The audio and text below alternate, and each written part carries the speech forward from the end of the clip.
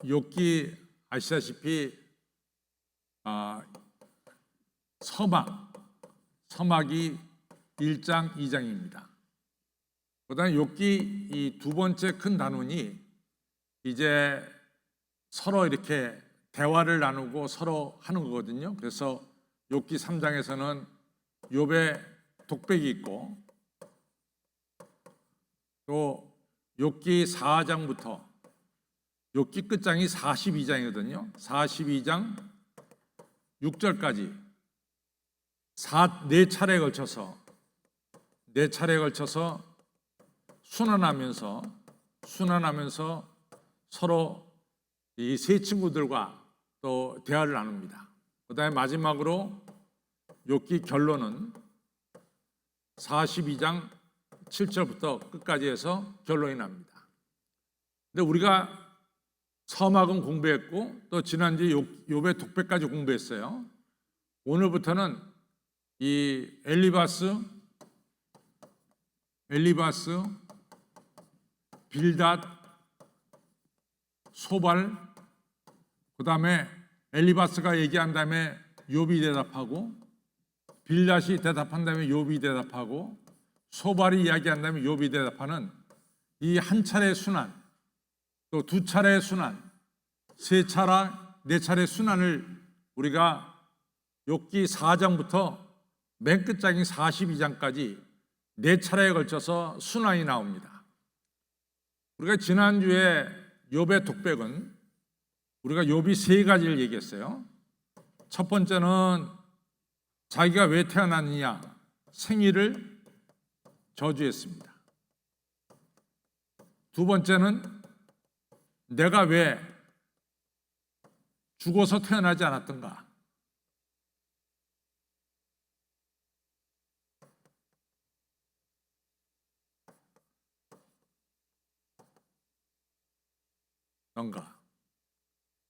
그리고 세 번째는 죽기가 어렵다. 이렇게 이제 욥이 처음으로 입을 열어서 자기 독백을 합니다. 이 독백에 대해서 이 세 명 중에서 제일 연장자가 엘리바스거든요. 엘리바스가 먼저 이러한 욥에 대해서 이야기를 시작합니다. 그래서 엘리바스가 얘기한 것을 보면은 이제 1절부터 6절까지 이 욥에 대해서 좀 책망합니다.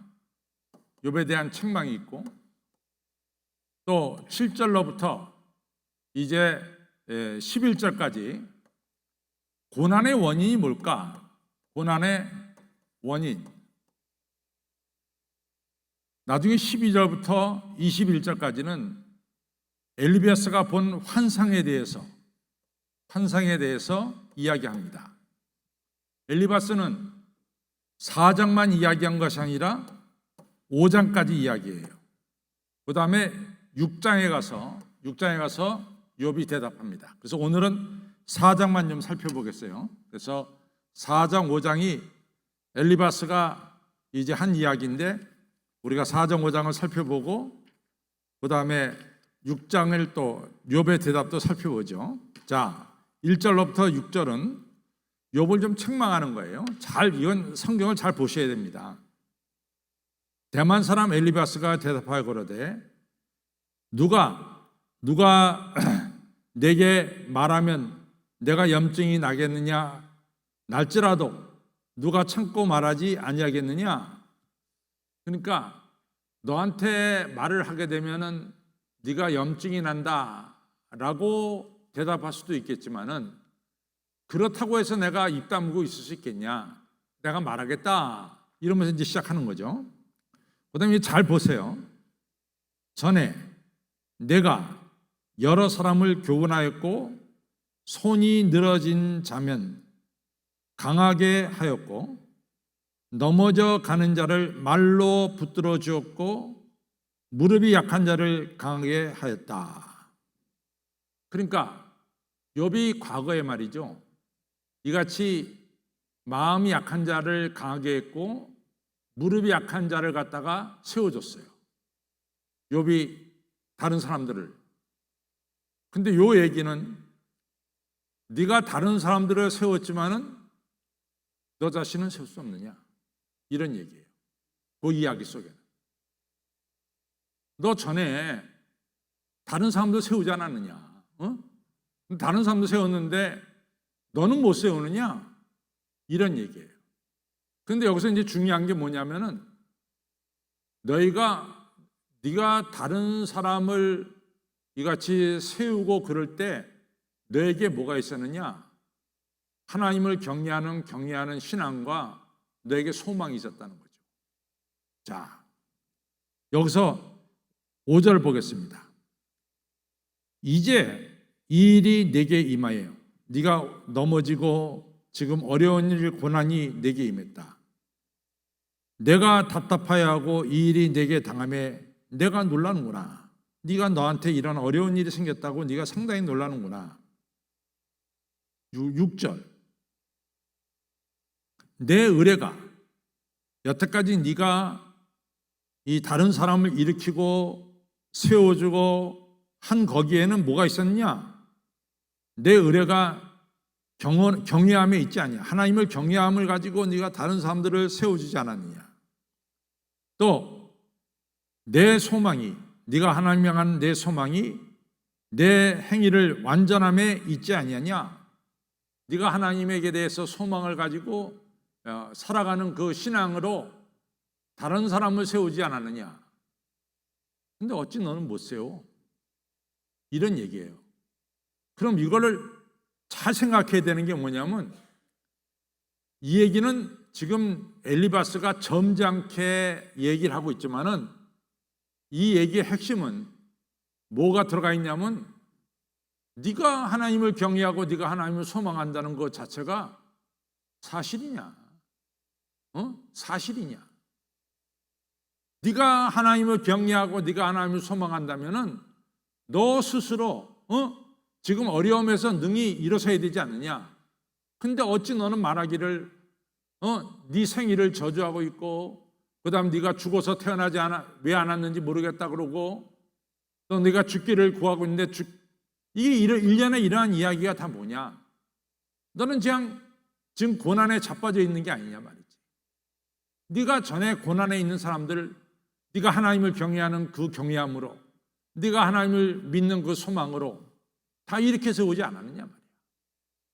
근데 너는 어째서 다른 사람을 일으켜 세운 그 경외함과 소망 가지고 너 스스로 일어날 수 없느냐? 그렇다면은 네가 소위 말하고 있는 하나님을 네가 경외한다는 경외함과 네가 하나님을 소망한다는 소망함이 가짜가 아니냐? 거짓이 아니냐? 이런 아주 심각한 도전을 하고 있습니다. 근데 이제 우리가 알아야 될 사실은 그 사람의 고통을 그 사람만이 그 고통을 알아요. 우리가 예를 들어서 이 목사님들께서, 그러니까 제럴드 시저 목사님께서 아마 목회를 하면서 차석으로 교인들이 세상을 떠난 그런 가정들을 아마 시저 목사님이 위로도 하고 장례식도 치러줬을 거예요. 근데 정작 본인이 그러한 엄청난 차석을 만나서 어머님, 부인, 자녀를 잃어버렸을 때 시저 목사님은 거기서 일어나지 못했다고요. 40일 동안을 그냥 헤매고 다녔다고요. 본인이 고통을 당했을 때, 과거에 상대방이 고통을 당했을 때 가서 하나님 말씀으로 위로하고 소망을 주었지만은 정작 자기가 그런 어려움을 당했을 때는 40일 동안 일어서지 못하는 이런 안타까움이 있단 말이죠. 근데 우리가 그것을 인정해야 돼요. 우리가 내가 고난이 겪었을 때 우리가 쉽게 너 전에 아무개 고난 겪었을 때 네가 하나님 말씀으로 위로하지 않았느냐? 네가 고난 겪었을 때 네가 하나님 말씀으로 위로받아야지 너는 왜 자포자기하고 주저앉아 있느냐? 이런 식의 지금 접근이란 말이죠. 그러니까 이 접근은 굉장히 뭐라 그럴까? 잘못된 접근이죠. 그 다음에 두 번째 갑시다. 고난의 원인이 뭐냐? 지금 1절로부터 6절에 엘리바스가 점잖게 얘기하지만은 그 점잖은 얘기 속에는 이제 욥의 경건과 욥이 하나님에 대한 소망이 문제가 있다. 완전한 게 아니다. 이런 하나의 지적을 하고 있는 거예요. 그렇죠? 거기까지 이해가 되시겠어요? 네. 그 다음에 이제 갑시다. 7절로부터 11절. 7절 11절은 이겁니다. 생각하여보라. 죄 없이 망한 자가 누구인가? 정직한 자의 끊어짐이 어디 있는가? 내가 보건대 악을 밭갈고 독을 뿌린 자는 그대로 거두나니. 그럼 7절 8절의 핵심 뭡니까? 인과응보예요. 그래서 죄가 있기 때문에 망하고 정직한 자는 끊어짐이 어디 있는가? 정직한 자는 끊어지지 않는다. 이게 뭐예요? 인과응보란 말이죠. 그 다음에 내가 보건대 악을 밭갈고 악으로 밭을 갈고 독의 씨를 뿌린 자는 그대로 거둔다. 이게 바로 인과응보예요. 그러니까 고난의 원인은 바로 너한테 있다. 네가 고난의 원인을 가지고 있는 거야. 네 자녀들이 다 죽고, 네가 재산 다 뺏기고, 네 몸에 욕창이 나고 있다는 것은 이것은 너한테 문제가 있는 거야. 인과응보로 지금 이 욥을 갖다가 이야기하고 있습니다. 그 다음에 보겠습니다. 9절. 다 하나님의 입 가운데 멸망하고 그 콧김에 사라지느니라. 그래서 악한 자는 하나님의 심판을 받아서 다 멸망하고 그리고 사라지게 되어 있다. 그 다음 10절 11절은 잘 읽으면요, 이게 욥에게 치명적인 이야기를 하는 겁니다. 사자는 뭡니까? 대단한 짐승이에요. 동물의 왕이에요. 짐승의 왕입니다. 그건 대단한 사람이에요. 그런데 사자의 우는 소리와 사나운 사자의 목소리가 그치고 젊은 사자의 이가 부러지며 늙은 사자는 웅킨 것이 없이 죽고 암사자의 새끼는 흩어지느니라. 사자는 누구를 가리킬까요? 욥을 가리키는 거예요. 사자는 욥을 가리킵니다. 사자는 욥은 동방의 의인이고 부자였어요. 욥은 대단한 사람이었어요. 그러니까 욥을 갖다가 동물로 비유하면 너 사자와 같지 않았느냐. 근데 지금 사자 어떻게 됐냐? 먹을 것이 없고 지금 죽었고 네 암사자의 새끼들은 다 흩어졌다. 너 아들 7, 딸 3, 다 10명 다 사라지지 않았느냐라고 하는,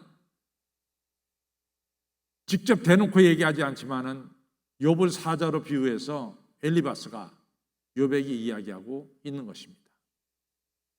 그 다음에 이제 또 하나, 이 엘리바스가 얼마나 이 욥을 갖다가 정죄시키냐면은 이제 12절로부터 21절을 보면은 엘리바스가 자기가 이 환상을 보았다, 영을 보았다, 이런 이야기를 또 하게 됩니다. 자, 보겠습니다. 12절에 무슨 말씀이 내게 가만히 임하고 그 가는 소리가 내 귀에 들렸었나니. 이 얘기 뭐냐면 그가 잠자는 중에 무슨 말씀이 자기에게 가만히 아주 조용히 임하고 그 가는 소리가 내 귀에 들렸었나니 그 사람이 깊이 잠들 때쯤 하여서니라. 내가 깊은 잠에 들었을 때쯤이라.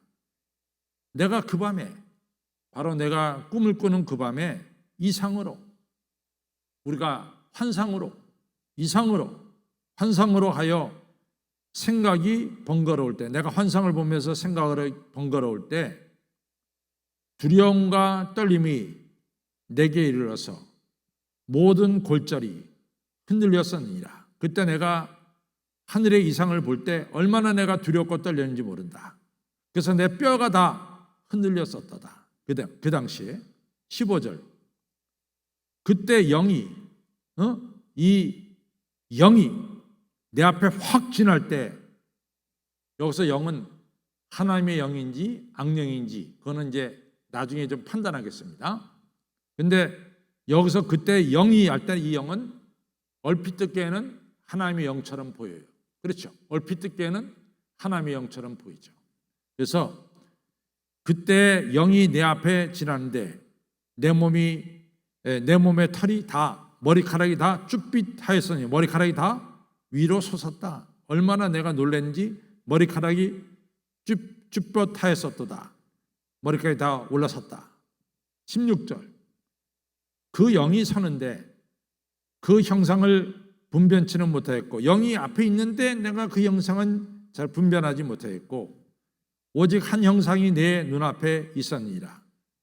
그때 내가 아주 적막한 중에 종용한 중에 하나의 목소리를 들으니 이르기를 17절 인생이 어찌 하나님보다 의롭겠느냐 사람이 어찌 그 창조하신 이보다 성결하겠느냐 이런 음성이 들렸다 이거죠.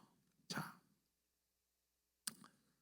여기서 엘리바스가 본 영은 성령일까요? 악령일까요? 성령이다. 만약에 성령이라면은 왜 욥이 어려움을 당하고 있어요? 욥이 어려움을 당한 이유가 뭡니까? 우리는 여러분과 제가 욥이 어려움을 당한 이유를 다 알고 있어요. 왜 어려움을 당하고 있어요? 사단하고 하나님하고 이 신앙에 대한 하나님의 의로운 사람에 대한 생각이 다릅니다. 하나님은 욥이라고 하는 사람은 하나님의 축복을 받든 축복을 받지 않았던 물질적인 축복을 받든 받지 않았던 욥은 하나님을 항상 경외하는 자다. 이것이 하나님의 일관된 말씀이에요. 그러나 사탄은 노 하나님 그렇지 않습니다. 욥이 하나님을 경외하는 것은 하나님이 욥에게 축복을 주셨고 욥의 울타리가 되어 주셨습니다. 세상적인 악한 것들이 욥에게 덮치지 못하도록 막으셨기 때문에 욥이 하나님을 경외하는 것이지 욥은 흰남은 어떤 이유도 없이 하나님을 경외하는 것 같다가 제가 흰남이라고 그랬어요. 욥은 어떤 이유도 없이 하나님을 경외하는 그런 신앙인의 소유자가 아니라 하나님이 축복을 주셨기 때문에 욥은 하나님을 경외하는 것입니다. 그러니까 하나님께서 욥의 축복을 뺏어가 보세요. 틀림없이 욥이 입을 열어서 하나님을 저주할 것입니다. 이렇게 얘기했단 말이죠. 그러니까 욥이 임한 고난은 정확하게 말하면은 욥이 어떤 조건 없이 하나님을 사랑한다는 사실을 보여주는 거예요.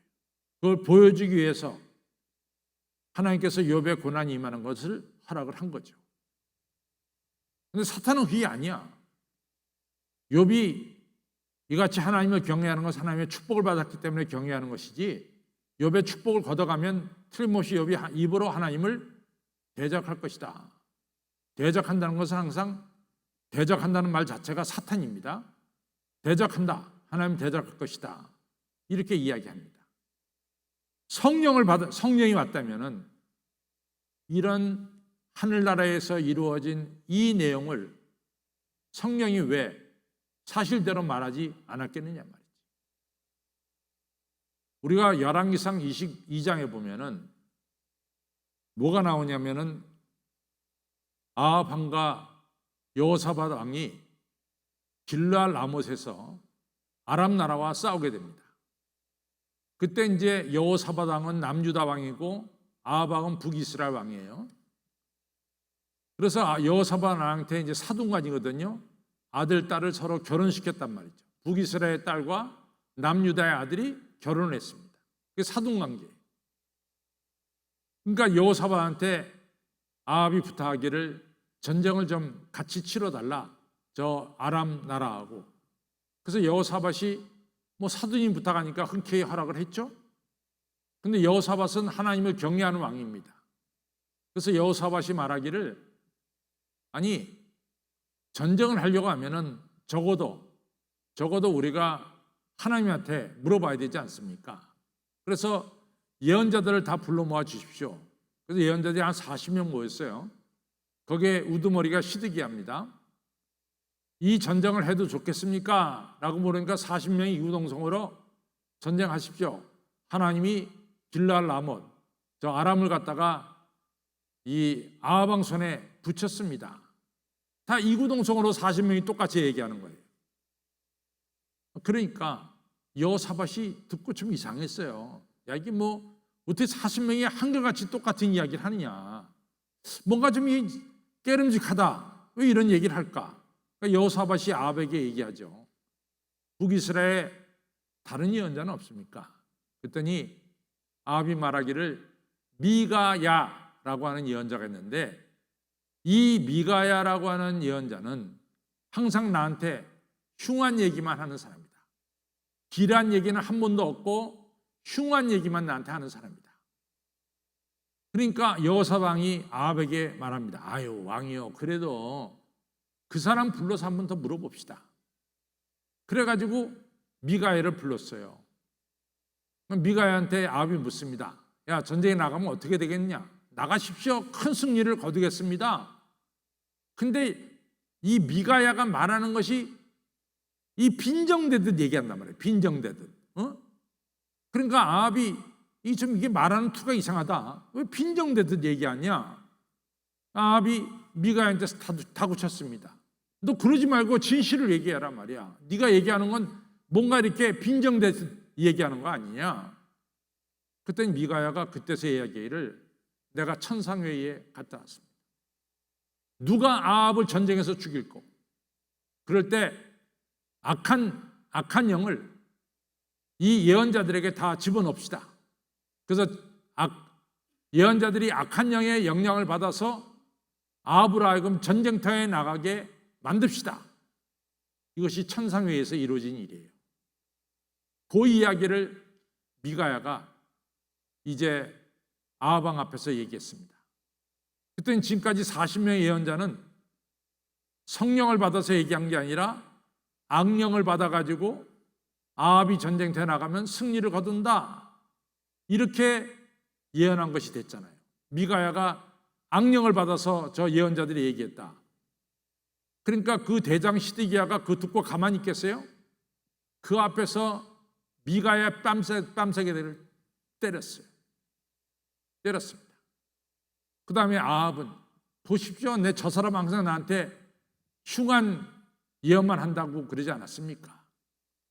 그러니까 정말 흉한 예언만 했거든요. 전쟁터에 나갔습니다. 그래서 아합이 거기서 화살에 맞아 죽죠. 그러니까 이 40명의 예언자는 성령을 받아서 얘기한 것이 아니라 악령을 받아서 얘기한 거예요.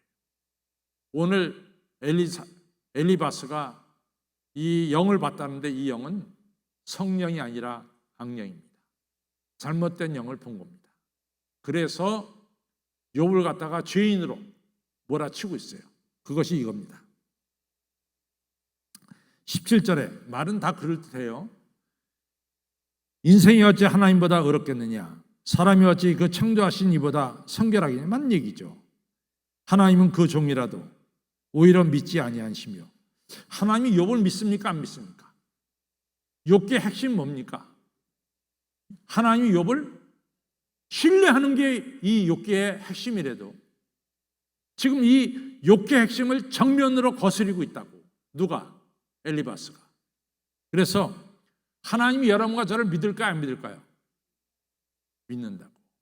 우리가 잘못했어도 믿는다고. 왜? 우리가 하나님의 자녀이기 때문에. 근데 그걸 근본적으로 지금 틀고 나가요. 하나님은 그 종이라도 오히려 믿지 아니하시며 그 사자라도 미련하다 하시나니. 사자는 자기가 들어 쓰는 종입니다. 하물며 흙집에 살며 티끌로 털을 삼고 하루살이에게라도 눌려 죽일 자이겠느냐? 우리 보잘것없는 인간을 하나님께서 믿겠느냐? 조속사에 멸한 바가 되며 금세 멸한 바가 되며 영원히 망하되 생각하는 자가 없어요. 그렇게 망한 자는 다 잊어버리고 만다 이거죠. 장막줄일 그들에게서 뽑지 아니하겠느냐? 그들이 죽나니 지혜가 없느니라. 그러니까 악인은 하나님의 심판을 받아서 죽을 수밖에 없다. 이것이 내가 영을 보고서, 환상을 보고서 내게 한 이야기다라고 하는 거죠. 그러니까 엘리바스가 우리가 이 욥기가 잘 보면은 엘리바스나 빌닷이나 소발이 하는 얘기는 정말 액자에 걸어놔도 좋을 말씀을 다 걸어요. 액자에 걸어놔도. 근데 그 액자에 걸어놔도 좋은 말씀을 욥을 정죄하는 데 쓰는 거예요. 욥을 정죄하는 데 쓰는 거예요. 그걸 우리가 잘 발견해야 돼요. 지금 욥기 4장 1절부터 21절에 우리는 아주 좋은 말로 엘리바스가 말하지만은 그 안에는 욥을 갖다가 정죄하는 말로 가득 차 있는 것을 여러분들 발견했죠? 발견하셨죠? 발견 못했어요? 발견했기를 바랍니다. 그래서 이 욥기는 자세히 그 심층적으로 들어가서 봐야 돼요. 싹 좋은 말을 얘기하지만 그 안에 뭐가 있어요? 욥, 너는 죄인이야. 너는 죄인이기 때문에 이렇게 어렵게 된 거야. 인과응보라고 하는 이 사상을 끝까지 욥의 대적자들은 욥에게 그걸 갖다가 이야기하고 있습니다. 자, 여기까지 하고 결론을 가겠습니다. 이제 계속해서 우리가 이런 거 살펴보니까 오늘이 첫날이니까 조금 힘들겠지만은 이제 계속해서 살펴보면은 우리가 알게 됩니다. 자, 시작. 엘리바스는 욥의 고난을 보면서 욥에게 일어난 고난은 그의 숨겨둔 죄 때문이라고 말하고 있습니다. 엘리바스는 철저하게 인과응보 사상에 의해서 욥의 고난을 보고 있습니다. 그러나 욥기는 인간이 겪는 고난은 인과응보에 따라서 모든 것이 오는 것이 아님을 가르쳐주고 있습니다. 예수 그리스도의 고난, 그럼 예수 그리스도가 죄를 져서 고난받아요? 아니잖아요. 예수 그리스도의 고난은 인류의 죄를 사해주고 구원하는 희생의 제물로서 고난이었습니다. 자기 죄 때문에 고난받은 게 아니에요. 사도 바울의 고난은 사도 바울의 찌르는 가시가 있어요? 사도 바울의 찌르는 가시는 사도 바울이 무슨 죄가 많아서 찌르는 가시가 있습니까? 아니죠. 사도 바울의 고난은 하나님의 은혜가 크게 임하기 위함이며 따라서 우리가 겪는 고난도 더욱더 하나님을 알고 하나님의 은혜를 체험하고 하나님께 가까이 나가는 고난이기도 하다는 것입니다. 우리가 어려움이 있을 때 우리가 하나님을 더욱더 가까이 나가고 하나님의 은혜를 체험하게 되는 이러한 우리가 축복받기 위한 고난임을 우리가 지내고 보면 다 깨닫게 됩니다. 자, 결론 갑니다. 성도 여러분, 시작. 성도 여러분, 우리의 이웃의 고난을 쉽게 정죄하지 마시기를 바랍니다. 그리고 우리에게 고난이 임할 때 더욱 하나님께 가까이 나가서 하나님을 만나는 체험을 하시고 신앙이 더욱 성숙해지는 계기가 되기를 바랍니다. 충분히 여러분들이 이 욥기 4장을 통해서 욥기가 우리에게 주는 가르침을 분명히 알았을 줄로 믿습니다. 꼭 기억하시기를 바라고 남을 쉽게 정죄하는 이러한 우를 범하지 마시기를 바랍니다.